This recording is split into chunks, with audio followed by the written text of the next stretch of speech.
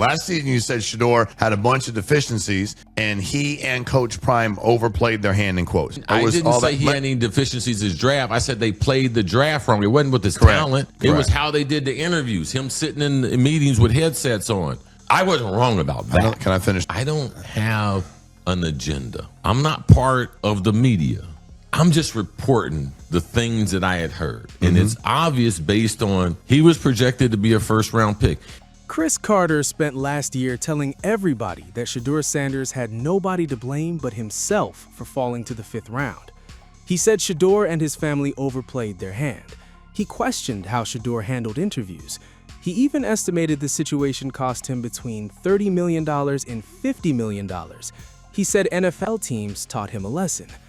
Fast forward one season, and Carter's tone sounds completely different. Now he is clearing the air, saying he never had an agenda against Shedeur. More importantly, he is saying Sanders earned the right to compete for Cleveland's starting job. That is a pretty significant change. Here's the part nobody is talking about. Carter was not just saying teams had concerns. He was putting the entire draft fall on Shedeur and the people around him. The jewelry, the image, the interviews. According to Carter, Shedeur had created his own disaster. That was the part that made his comments explode across the internet. He even brought Deshaun Sanders into it and argued the family overplayed its position. Whether you agreed or not, Carter was not holding anything back. He was saying decisions made before Shedeur ever played an NFL snap had potentially cost him generational money. And now, that same voice is saying Shedeur deserves a real shot at QB1. That is not a small shift. That is one of the loudest critics from draft weekend completely changing his tune. And training camp is about to show everybody whether Carter is right to change it. I was at Ohio State, and we had extensive media training, but this whole thing with Deion and the media and everything, like, it's out of control. Like, it did not help him. It helped him make money in college because he got followers, but it actually hurt him as far as him getting a job as an NFL quarterback. But here's where the story started changing. Shedeur didn't spend his rookie year arguing with every person who criticized him. He eventually got an opportunity to play. His first real breakthrough came against Las Vegas when he made his first NFL start and helped Cleveland win 24-10. Sanders threw for 209 yards with a touchdown and an interception. It wasn't some perfect superstar performance, but for a 5th-round quarterback making his first start, it was enough to prove that Cleveland could actually put him on the field and win a football game. What mattered even more was how Shedeur handled the moment afterward. He wasn't acting like one win had suddenly proven every critic wrong. He talked about the experience and the importance of continuing to improve. That's the kind of response Cleveland needed, because the biggest question surrounding Sanders had never been whether he could make an impressive throw. Everybody knew he had talent. The question was whether he could handle everything that came with being an NFL quarterback after all the noise surrounding his draft fall.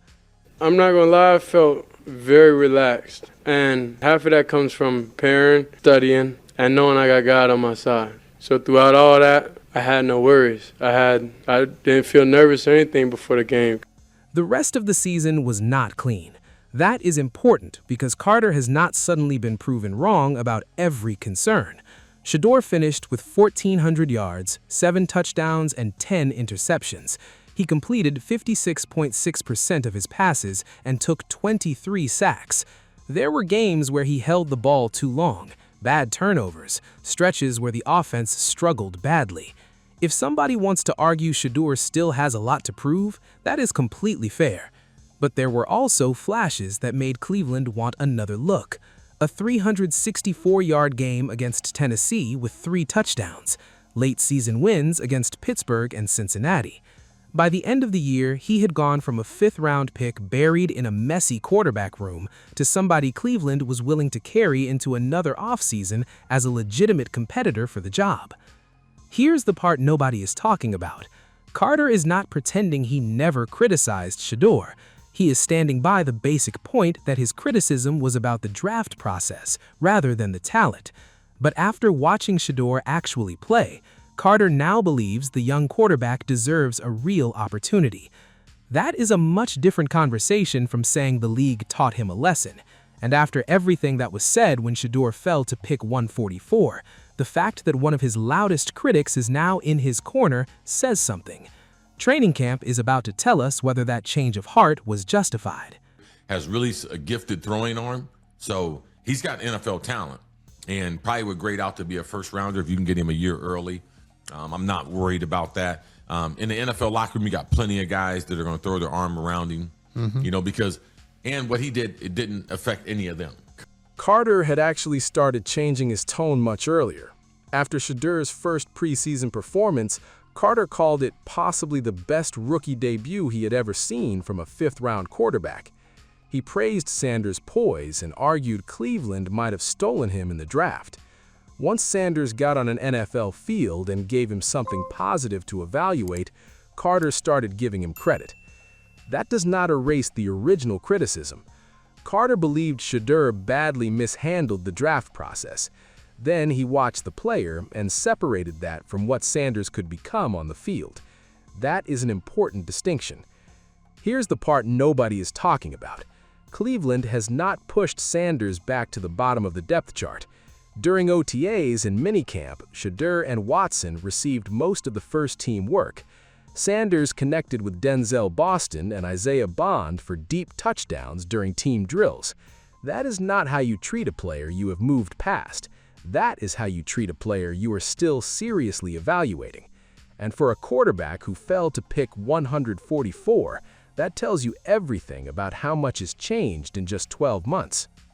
That's probably the biggest difference between last year and now. In 2025, people were debating whether Cleveland would even give Shedeur enough reps to show what he could do. Now, the Browns have an entirely new coaching staff, and Sanders is legitimately competing with Watson. Dillon Gabriel remains in the room, and rookie Taylon Green is there too. But Cleveland's own offseason review says the majority of the first-team reps went to Sanders and Watson. That doesn't mean Shedeur has won anything. Watson could still start Week 1. In fact, there are people around Cleveland who believe Watson currently has the edge entering camp. But Shedeur has already moved himself into a position that seemed almost impossible when he was sitting through that draft weekend watching 143 players get selected before him. Carter is now basically saying Cleveland needs to find out what it has, give Sanders the opportunity, and put more talent around him. If he proves he isn't the answer, then you have your answer. But after what he showed last season, Carter doesn't believe the Browns should make that decision without giving Shedeur a real chance. And Shedeur himself isn't acting like he has already won the job.